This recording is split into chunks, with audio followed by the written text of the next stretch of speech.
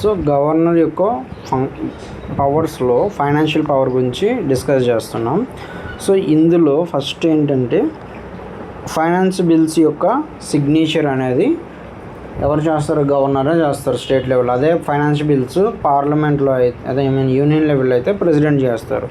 అలాగే ప్రతి money bill అంటే బడ్జెట్ అనమాట. ప్రతి బడ్జెట్ గవర్నమెంట్ ఇంట్రడ్యూస్ చేసేదానికన్నా ముందే గవర్నర్కి చూపించి అతని దగ్గర పర్మిషన్ తీసుకొని ఆ తర్వాత మాత్రమే అసెంబ్లీలో ఇంట్రడ్యూస్ చేయాలన్నమాట. ఇది కూడా ఒక విధంగా ఫైనాన్షియల్ పవర్ కింద మనం చెప్తాం అన్నమాట. తర్వాత గవర్నమెంట్ యొక్క గ్రాంట్స్ కావాలన్నా డిమాండ్స్ కావాలన్నా దానికి మనీ కావాలి ఫుల్ఫిల్ చేయడానికి. ఆ మనీ ఏది తీయాలన్నా సరే గవర్నర్ యొక్క రికమెండేషను కంపల్సరీ. కాబట్టే ఈ ప్రేయర్ రికమెండేషన్ అనేది ఇంపార్టెంట్ అనమాట. సో బడ్జెట్లోనే కదా ఎంత గ్రాంట్స్ కావాలనేది డిమాండ్ చేస్తాము. సో కాబట్టి ఆ విషయం ముందుగానే గవర్నర్కి తెలియాలి. ఆయన రికమెండ్ చేసిన తర్వాతనే మనం బడ్జెట్లో పెడతాం. సో అప్పుడు వాళ్ళు ఓటింగ్కి పెడతారు.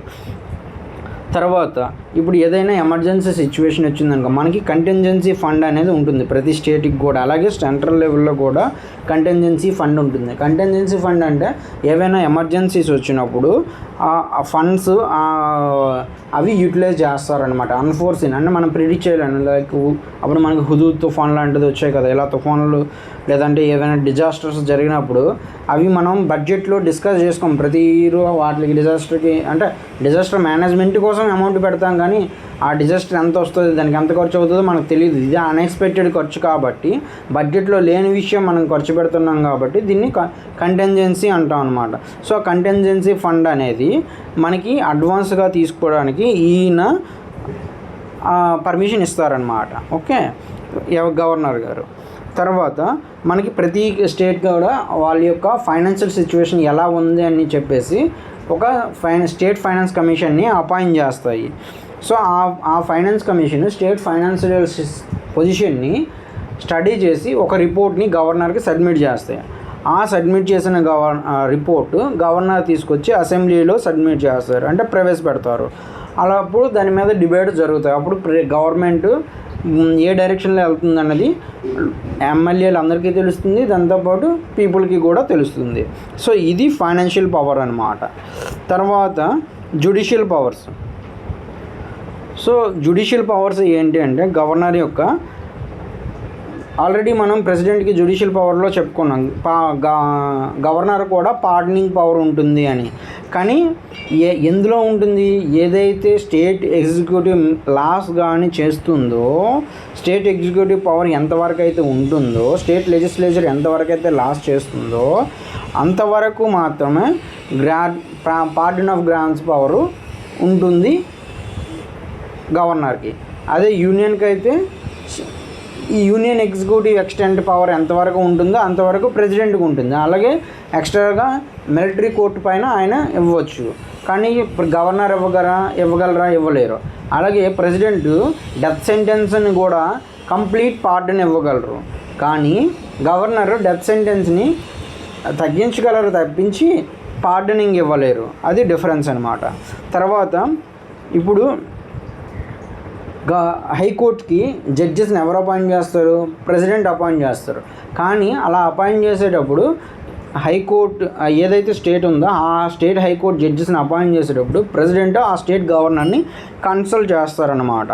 ఓకే, ఇది ఒక కన్సల్టింగ్ పవర్ లాంటిది. అలాగే highest level make appointments, postings, promotions in consult with state హైకోర్టుతో. ఇప్పుడు స్టేట్ హైకోర్టుని కన్సల్ట్ చేసి డిస్ట్రిక్ట్ లెవెల్లో ఉండే జడ్జెస్కి ప్రమోషన్ ఇవ్వడం, వాళ్ళకి ట్రాన్స్ఫర్లు చేయడం, లేదంటే వాళ్ళ అపాయింట్మెంట్స్ చేయడం, ఇవన్నీ కూడా చేస్తారు, గవర్నర్ చేస్తారు. అలాగే ఆ జ్యుడిషియల్ సర్వీస్లో ఎవరైతే ఉంటారో హైకోర్టుకి అవని, స్టేట్ పబ్లిక్ సర్వీస్ కమిషన్ అవని, వాళ్ళ రెస్పెక్టివ్ వాళ్ళని కన్సల్ట్ చేసి వీళ్ళకి అపాయింట్మెంట్స్ అనేవి గవర్నరే ఇస్తారనమాట. సో ఇవి జ్యుడిషియల్ పవర్స్ అనమాట. అలాగే గవర్నర్కి కొన్ని ప్రివిలేజెస్ ఉంటాయి, కొన్ని డిస్క్రిషనరీ పవర్స్ ఉంటాయి. సో ఫస్ట్ ప్రివిలేజెస్ చూద్దాం. ఫస్ట్ ప్రివిలేజ్ ఏంటంటే ఈయనకి ప్రెసిడెంట్కి ఎలా అయితే ఇమ్యూనిటీ పవర్ ఉంటుందో గవర్నర్కి కూడా ఇమ్యూనిటీ ఉంటుందన్నమాట. సో ఏదైతే తన ఆఫీసులో ఉన్న టైంలో ఏవైతే జరిగాయో వాటిలన్నిటి నుంచి ఈయనకి ఇమ్యూనిటీ ఉంటుంది. అంటే ఇప్పుడు తన ఆఫీస్ టైంలో ఏదైనా ఒక మిస్హ్యాపెన్ జరిగిందనుకో, దానికి మనం ఆయన రిటైర్ అయిపోయిన తర్వాత ఆయన బ్లేమ్ చేయడానికి అవ్వదన్నమాట. ఇది ఓకే. సో అలా ఉండదు, అది దాన్నే మనం ఇమ్యూనిటీ అంటాం అన్నమాట. అలాగే ఈయన తన పర్సనల్ పని అఫీషియల్ కెపాసిటీ మీద చేసిన దానికి తనకి అతని టర్మ్ అయిపోయిన తర్వాత కూడా మనం దాని మీద కేసు పెట్టలేం అనమాట. బట్ పర్సనల్ పని మీద పర్సనల్ ట్రాక్స్లో చేసింది ఏదైనా ఉందనుకోండి, he cannot be arrested, imprisoned ఆ టైంలో. ఎప్పుడు ఏదైతే టైం ఉంటుందో ఈయన టర్మ్ పీరియడ్లో, ఆ టైంలో ఈయన్ని పర్సనల్ యాక్ట్స్ కూడా ఇంప్రిజన్ చేయలేమన్నమాట. హౌఎవర్ 2 months నోటీస్ ఇచ్చి సివిల్ ప్రొసీడింగ్స్ అయితే చేయగలమన్నమాట. ఓకే, ఇప్పుడు అర్థం ఉంది. పర్సనల్ యాక్ట్స్ ఏవైనా సరే, ఆయన పర్సనల్ యాక్ట్స్ అవని అఫీషియల్ యాక్ట్స్ అవని, అఫీషియల్ యాక్ట్స్ పైన ఈయన మనకి ఎలానూ ఉండదు. ఓకే, టర్మ్ ఆఫ్ ఆఫీసులో క్రిమినల్ ప్రొసీడింగ్స్ అయినా క్రిమినల్ చూడండి, ఇక్కడ చిన్న క్లారిటీ చెప్తాను చూడండి. మనకి ఇమ్యూనిటీ అనే ఒక ఇమ్యూనిటీ పవర్ ఉంటుంది, ఎవరికి ప్రెసిడెంట్కి ఉంటుంది. అంటే తన ఆఫీస్ టైం పీరియడ్లో ఎవరైనా సరే తన పైన ఎలాంటి క్రిమినల్ ఎలిగేషన్స్ పెట్టినా, సివిల్ ఎలిగేషన్ పెట్టినా దాని నుంచి ఆయనకి ప్రొటెక్షన్ వస్తుంది. అది అఫీషియల్ యాక్ట్గా చేసిన పని కోసమైనా సరే, లేదా పర్సనల్ యాక్ట్ కోసం చేసిన పని కోసమైనా సరే, ఆ టర్మ్ పీరియడ్లో. ఆ తర్వాత ఆ టైంలో ఇంప్రిజన్ చేయడం అవ్వదు, కానీ 2 months నోటీస్ ఇచ్చి సివిల్ ప్రొసీడింగ్స్ చేయొచ్చు. దేనికి చేయొచ్చు అంటే పర్సనల్ యాక్ట్స్ మీద చేయొచ్చు అది. ఓకే, ఇప్పుడు అది క్లారిటీ. ఓకే, నెక్స్ట్ వచ్చేసి ఈయనకున్న గవర్నర్కు ఆ విధంగా గవర్నర్కి ప్రెసిడెంట్కి సేమ్ ప్రివిలేజెస్ ఉంటాయి. ఇప్పుడు డిస్క్రిషనరీ పవర్స్, మనం ప్రెసిడెంట్కి కూడా కొన్ని డిస్క్రిషనరీ పవర్స్ ఉంటాయని చెప్పుకున్నాం కదా. సో ఇప్పుడు గవర్నర్కి ఉండే డిస్క్రిషనరీ పవర్స్ ఏంటంటే చూద్దాం. ఫస్ట్ కాన్స్టిట్యూషనల్లీ ఏం చెప్పింది, సిచ్యువేషనల్గా ఏ పవర్స్ ఉన్నాయి, మిగతా స్పెషల్ రెస్పాన్సిబిలిటీస్ ఏమున్నాయి అని చెప్తాం. సో ఫస్ట్ కాన్స్టిట్యూషనల్లీ ఏం చెప్తుంది అంటే, ఈయన కాన్స్టిట్యూషనల్ డిస్క్రిషన్ ఎప్పుడు వస్తుందంటే reservation of A bill consideration for the president. అంటే ప్రెసిడెంట్కి బిల్స్ని రికమెండేషన్ కోసం ఉంచడాన్ని కాన్స్టిట్యూషనల్ డిస్క్రిషనరీ అంటాం అన్నమాట. అలాగే ఒక స్టేట్ పైన ప్రెసిడెంట్ రూల్ ఇంపోజ్ చేయండి అని చెప్పేసి గవర్నరు అడగడం కూడా, ఇది కూడా డిస్క్రిషనరీ పవర్ విత్ కాన్స్టిట్యూషనల్లో మెన్షన్ చేసిందనమాట. ఇది కూడా తర్వాత తిన్న పవర్ని తను ఉపయోగించుకోవటంలో పక్కనున్న యూనియన్ టెరిటరీస్కి కూడా అడిషనల్ ఛార్జెస్ అనేవి ఇవ్వచ్చు అనమాట. అది కాన్స్టిట్యూషనల్ పరంగానే పవర్ ఉందన్నమాట. తర్వాత determining the amount payable, government of అస్సాంలో ఉన్న మేఘాలయ, త్రిపుర, మిజోరం ఇవన్నీ అటానమస్ డిస్ట్రిక్ట్స్ ఉంటాయి కొన్ని. సో వాటిలో మనం ట్రైబల్ డిస్ట్రిక్ట్ కౌన్సిల్స్ అంటాం అనమాట. వాళ్ళకి అక్కడ ఉండే మినరల్స్ పైన రాయల్టీ లైసెన్స్ ఇవ్వడానికి కొంత రాయల్టీ ఫీజెస్ అనేది ఫిక్స్ చేస్తారా, అది ఎంత అనేది గవర్నరే ఫిక్స్ చేయొచ్చు అనమాట. సో ఇది కూడా కాన్స్టిట్యూషనల్గా డిస్క్రిషనరీ పవర్ అనమాట. సో సిచ్యువేషనల్ పరంగా డిస్క్రిషనరీ పవర్స్ ఏంటంటే, అంటే కాన్స్టిట్యూషనల్ డిస్క్రిషనరీ పవర్కి సిచ్యువేషనల్ డిస్క్రిషనరీ పవర్కి డిఫరెన్స్ ఏంటంటే, కాన్స్టిట్యూషనల్గా ఏదైతే డిస్క్రిషనరీ పవర్ ఉందో తనకి అక్కడ గవర్నర్ ఖచ్చితంగా దాన్ని అక్కడ ఆ పదవిని ఉపయోగించుకోవచ్చు డిస్క్రిషనరీగా. అదే సిచ్యువేషనల్ డిస్క్రిషనరీ పవర్ అంటే అది అక్కడ అలాంటి సిచ్యువేషన్ అరైజ్ అయితే మాత్రమే ఉపయోగించాలి, అదర్ సిచ్యువేషన్లో ఆ పవర్ని ఉపయోగించడానికి అవ్వదనమాట. సో ఇప్పుడు ఫస్ట్ ఆఫ్ ఆల్ ఈ సిచ్యువేషనల్ డిస్క్రిషనరీ ఏంటంటే, నార్మల్లీ మనకు తెలుసు ప్రతిసారి గవర్నమెంట్ ఎలక్షన్స్ అయిన తర్వాత గవర్నమెంట్ ఫామ్ అవుతాయి, గవర్నరు సీఎంని అపాయింట్ చేస్తారు, మెజారిటీ పార్టీ ఏదైతే ఉందో దానికి. ఇది మనకు తెలిసిందే. కానీ ఇప్పుడు జరిగిన ఎలక్షన్స్లో ఎవరికి మెజారిటీ రాలేదు, ఎవరికి కూడా క్లియర్ కట్ మెజారిటీ లేదు. సో ఏది అలయన్సెస్ కూడా లేవు. సో అక్కడ సీఎంని ఎవరిని అపాయింట్ చేయాలో తెలియదు. అప్పుడు ఇది సిచ్యువేషనల్ డిస్క్రిషనరీ కింద మారుతుంది. సో అప్పుడు ఏం చేస్తారు,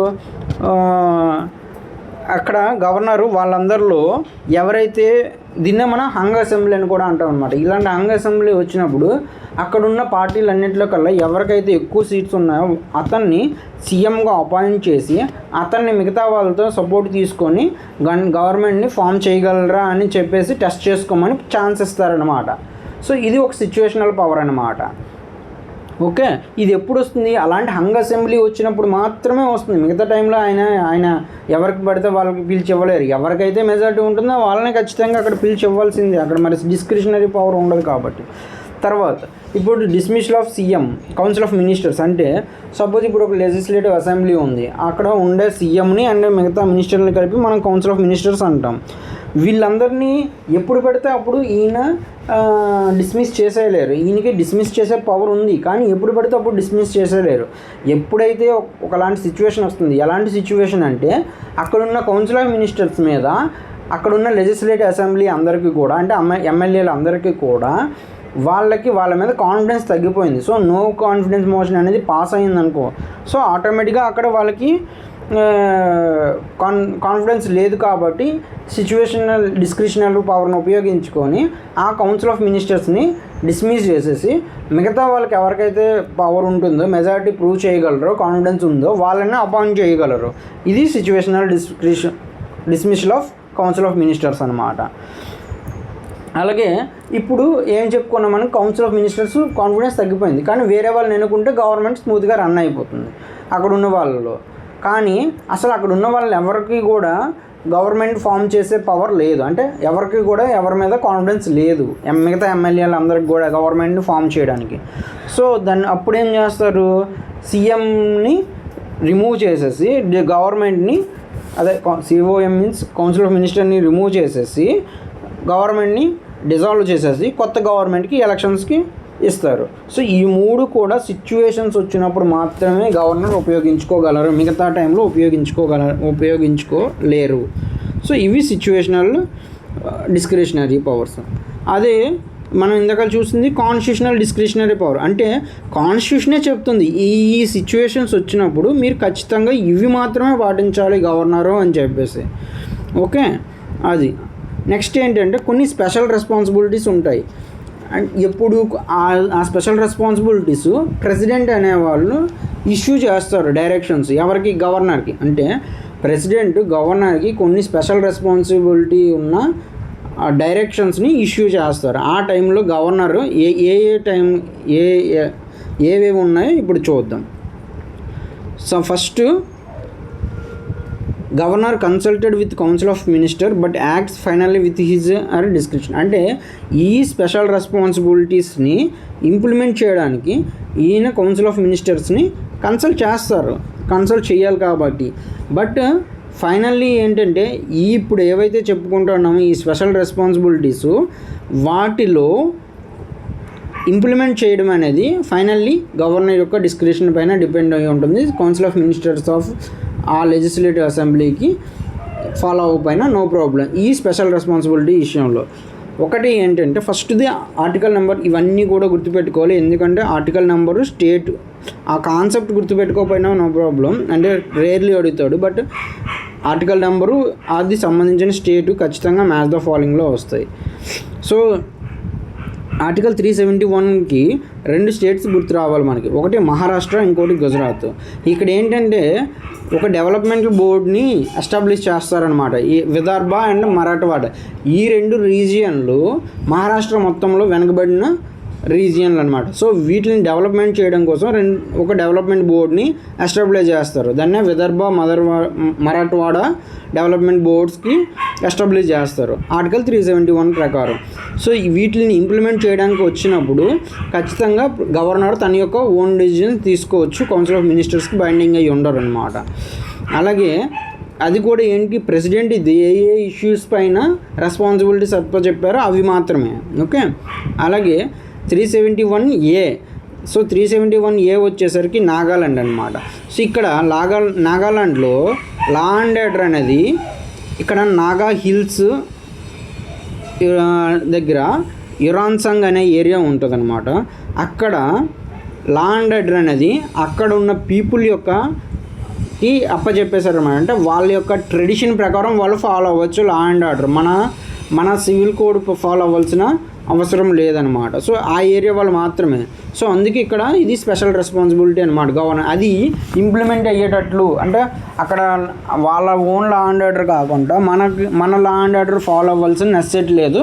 సో ఇలా వాళ్ళదే ఇంప్లిమెంట్ అయ్యేటట్లు చూసుకోవాల్సిన స్పెషల్ రెస్పాన్సిబిలిటీ నాగాలాండ్ గవర్నర్ ఎవరైతే ఉంటారో ఆయనకి అప్పచెప్పారనమాట ఆర్టికల్ 371A కింద. అలాగే 371B కింద ట్రైబల్ ఏరియాస్ ఉండే ఏరియాలో అస్సాంలో ట్రైబల్ ఏరియాస్ ఎక్కడైతే ఉంటాయో ఆ ఏరియాస్లో అక్కడ అడ్మినిస్ట్రేషన్ అనేది కంప్లీట్గా గవర్నరు అండ్ అక్కడ ట్రైబల్ డిస్ట్రిక్ట్ కౌన్సిల్స్ ఉంటాయి, వాళ్ళ అండర్లో జరిగేటట్లు ఇక్కడ పవర్ ఇచ్చారనమాట, స్పెషల్ రెస్పాన్సిబిలిటీ. అలాగే హిల్ ఏరియాస్, మణిపూర్లో ఉన్న హిల్ ఏరియాస్లో జరిగే అడ్మినిస్ట్రేషన్ అనేది స్మూత్గా రన్ అవ్వడానికి కొన్ని స్పెషల్ రెస్పాన్సిబిలిటీస్ ఇచ్చారు గవర్నర్కి 370C కింద. అలాగే ఆంధ్రప్రదేశ్కి తెలంగాణకి సంబంధించిన వరకు D అండ్ E అని అంటే ఇక్కడ ఈ రెండు ఆర్టికల్స్ ఏంటంటే ఆర్టికల్ 371D అండ్ 3E ఇవేం చెప్తాయంటే సెంట్రల్ యూనివర్సిటీస్ ఎస్టాబ్లిష్మెంట్ గురించి చెప్తాయన్నమాట ఈ రెండు స్టేట్లోన. తర్వాత 371F ఏంటంటే సిక్కిము మనకి 371F కింద మన కంప్లీట్గా స్టేట్గా జాయిన్ అయ్యిందనమాట. సో ఇంతకుముందు యాక్చువల్గా మనకి ఒరిజినల్గా కాన్స్టిట్యూషన్ ఇండిపెండెన్స్ వచ్చిన టైంకి సిక్కిం అనేది మన స్టేట్ కాదనమాట. సో సిక్కిం అక్కడ రాజరిక ప్రభుత్వం ఉండేదన్నమాట. సో కింగ్డమ్ ఉండేది. అక్కడ పీపుల్ మన ఇండిపెండెన్స్ వచ్చిన తర్వాత పీపుల్ మనతో చేరాలనుకున్నారనమాట. సో ఫస్ట్ మనం ఏంటంటే దానికి ఒక అసోసియేట్ స్టేట్ హోదా ఇచ్చామన్నమాట. అంటే కంప్లీట్ స్టేట్ హోదా ఇవ్వలేదు, అసోసియేట్ స్టేట్ హోదా ఇచ్చామన్నమాట. ఆ తర్వాత ఏమవుతుందంటే కంప్లీట్ స్టేట్ హుడ్ అనేది అక్కడ మనం ఒక ప్లెబిసైట్ పెడతాం, అక్కడ ఓటింగ్ జరిగి పీపుల్ అందరూ కూడా ఇండియాలో జాయిన్ అవ్వాలని కోరుకుంటారు. సో అప్పుడు మనం ఆర్టికల్ 371Fను ఉపయోగించుకొని సిక్కింని మన స్టేట్లో ఒక స్టేట్గా రికగ్నైజ్ చేయడం జరుగుతుంది. ఓకే, సో ఇది మనం పార్ట్ 1 గురించి యూనియన్ టెరిటరీస్ గురించి యూనియన్ టెరిటరీస్ గురించి మాట్లాడుకున్నప్పుడు చెప్తాను. సో ఇక్కడ ఏంటంటే ఇక్కడ సిక్కింలో పీస్ ఉండేటట్లు, సోషల్ ఎకనామిక్ డెవలప్మెంట్ ఉండేటట్లు, డిఫరెంట్ సెక్షన్ ఆఫ్ పీపుల్లో ఇవన్నీ కూడా ఫాలో అయ్యేటట్లు చూసుకోవడమే ఇక్కడ గవర్నర్ యొక్క రెస్పాన్సిబిలిటీ అనమాట. సో మిజోరాంకి కూడా కొన్ని రెస్పాన్సిబిలిటీస్ ఇచ్చారు సేమ్ ఇలాగే అక్కడ ఉండే పాపులేషన్కి, ట్రైబల్ పీపుల్కి, వాళ్ళకి ఎలాంటి ప్రాబ్లమ్స్ రాకుండా స్మూత్ ఫంక్షనింగ్ అయ్యేటట్లు గవర్నర్కి కొన్ని స్పెషల్ రెస్పాన్సిబిలిటీస్ ఇచ్చారు 371G కింద. అరుణాచల్ ప్రదేశ్లో లా అండ్ ఆర్డర్ అనేది స్మూత్గా రన్ అయ్యేటట్లు, అక్కడ ట్రెడిషన్ ప్రకారం ఫాలో అయ్యేటట్లు ఉండడానికి ఒక స్పెషల్ రెస్పాన్సిబిలిటీస్ ఇచ్చారు 371Hలో. సో గోవాలో కూడా కొన్ని స్పెషల్ రెస్పాన్సిబిలిటీస్ ఇచ్చారు 371IA. ఓకే, గోవా అనేది మనకి నార్మల్గా పోర్చుగీస్ కంట్రీలో ఉండేది, తర్వాత మనం దాన్ని ఆక్యుపై చేస్తాం. సో అక్కడ కూడా కొంచెం స్టిల్ పోర్చుగీస్ పాపులేషన్ అనేది ఉంది కాబట్టి అక్కడ ట్రెడిషన్స్, కల్చర్స్ ఎఫెక్ట్ అవ్వకుండా వాళ్ళకి కూడా కొన్ని స్పెషల్ రెస్పాన్సిబిలిటీస్ని అప్పచెప్పారనమాట. అలాగే 371J ఇదేంటంటే మనకి హైదరాబాద్కి కర్ణాటక మధ్యలో ఒక హైదరాబాద్ కర్ణాటక మధ్య రీజియన్ని డెవలప్మెంట్ చేస్తూ ఒక బోర్డ్ని సెటప్ చేశారనమాట అండర్ 371J కింద. ఓకే, ఇవి గవర్నర్ యొక్క special responsibilities, discretionary powers, privileges, powers. So ఇప్పటి వరకు మనము గవర్నర్ యొక్క కంప్లీట్ చాప్టరు నేర్చుకున్నాం.